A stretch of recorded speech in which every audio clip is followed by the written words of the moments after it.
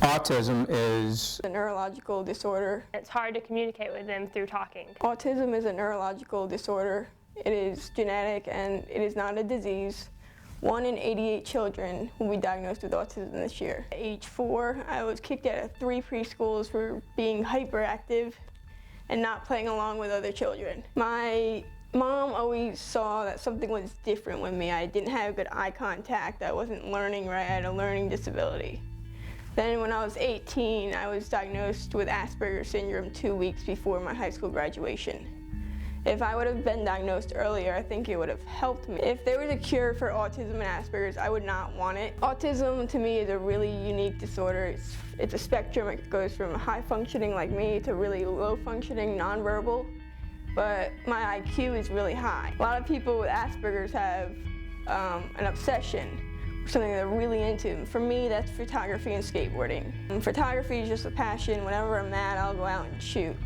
I'll go out and shoot and photograph stuff. It just makes me happy. That's what autism is to me.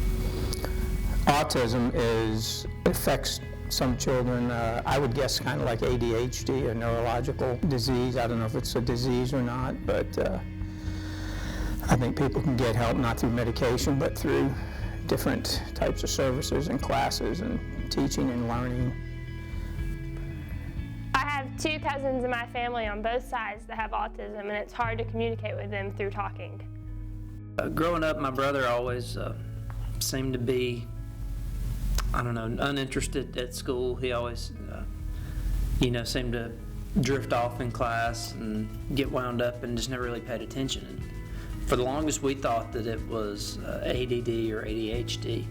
And they tried different medications and nothing really worked. And when he was 12, he was diagnosed with Aspergers syndrome. And up until that point, I didn't know what Aspergers syndrome was.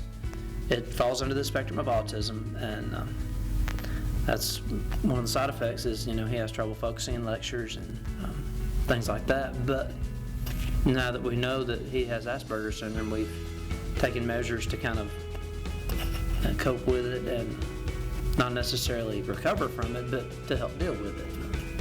When he goes to class, he takes a voice recorder or a video camera, videos the lectures, and then takes notes afterwards. And that's really seemed to help. And another thing that affects people that have Asperger's syndrome is sometimes they don't pick up on social cues like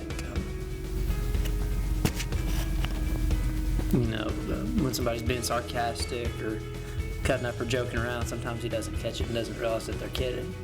So I have to be very careful about what I say around him as far as any kind of name calling or anything like that, even if it's just joking, kidding around. I have to be careful not to hurt his feelings because he doesn't realize that I'm kidding.